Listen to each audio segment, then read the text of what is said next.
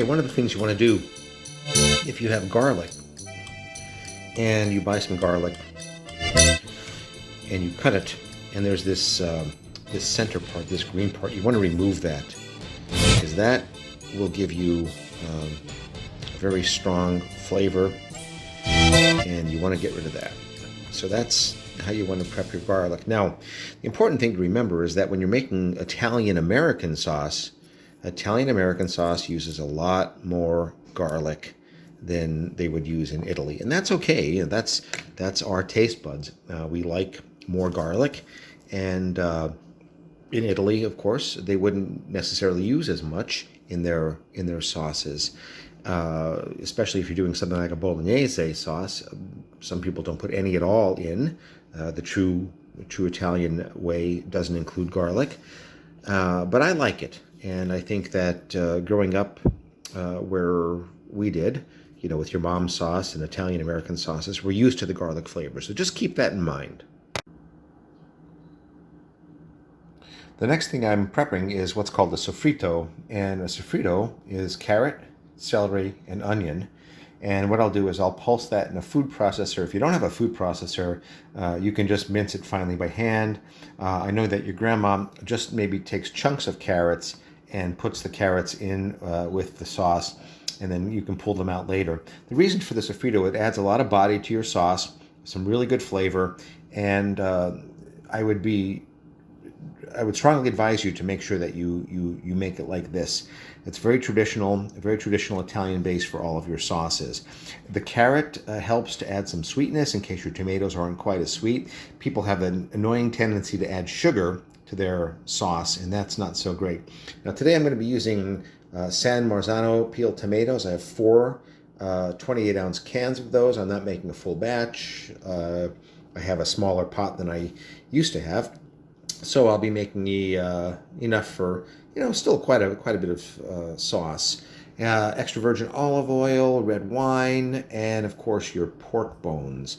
And that's the basis of your sauce. Later we'll be making meatballs and putting some hot and sweet Italian sausage in as well.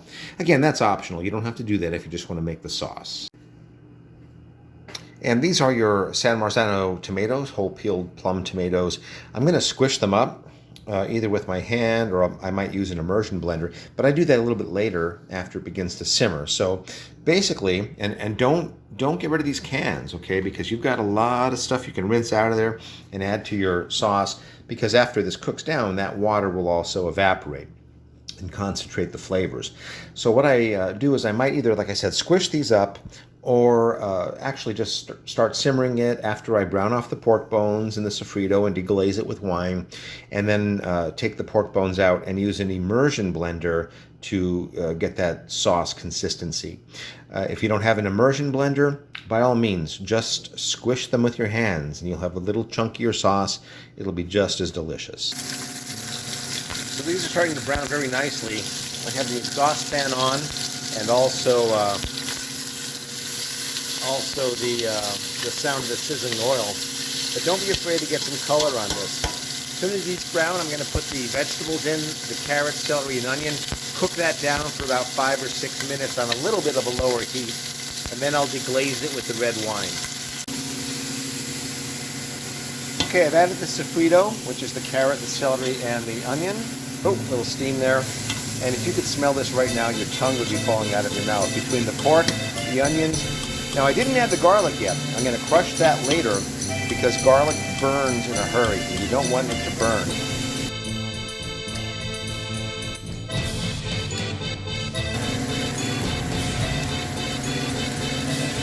So this has been going for, I don't know, 4 minutes or so, and now I'm going to deglaze with the red wine.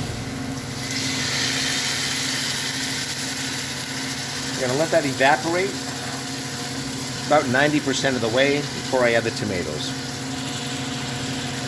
Oh, smells amazing.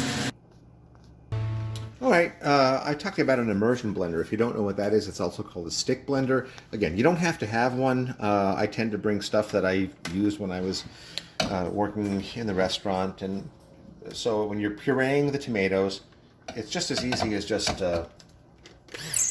putting it in. This can make a mess. So you want something where your tomatoes won't be shooting all over the ceiling. So you go from nice plum tomatoes to a wonderful plum tomato puree. And that's about all there is to that. So I'm going to be doing probably all the cans. Okay, so this is absolutely wonderful. And when you kind of wave or waft that scent toward your nose, you shouldn't get any alcohol anymore. And that's where we're at right now. So I'm going to go ahead and add the tomatoes that I pureed. And these are, once again, 4 cans of San Marzano tomatoes. If you can't get San Marzano, you should be able to. They're a little bit more expensive. Like this pot of sauce, by the time it's done, is going to cost me about $40 to make it. But that's including the ingredients for the meatballs, the San Marzano tomatoes, which go about $3 a can, and the sausage and everything else. So, and again, what I'll be doing with these cans and everything, I don't want to waste anything at all. So what I will do is go ahead, just add some water, not a lot, maybe about 1/4 of a cup per can, and just go ahead and rinse them out. Now, here's something you do not want to forget.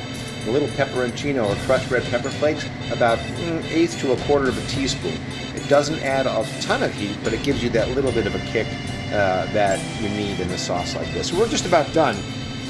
When this all works out, I get all the remnants of the tomato in, I get the pepperoncino in, I just let it simmer. And this will simmer for the better part of 2.5 hours or so until the oil separates onto the top of the sauce. In the meantime, what I'll be doing is I'll be making meatballs, and I can make a video of meatballs for you as well, and you can see how I do that. And good luck. I think that it'll be a very easy sauce to make, not difficult. My mouth is already watering, and I'm going to try to edit this all and get it off to you. So keep your eyes open for the meatball video. Alright, the one thing I forgot to do here, I'm going to do it right now, is I have a garlic press. Again, you can mince this if you don't have a garlic press, and I'm just going to take this over to the sauce and go ahead and add my crushed garlic to the sauce. It's hard to do with one hand, so I'll have to just scrape that off, but you get the idea. And again, that's like 3 cloves of garlic, 3 or 4 cloves, and it's not going to be that bad. It's going to be milder because we took that center part out. So once this is in there, I'm going to walk away for about 1.5 hours.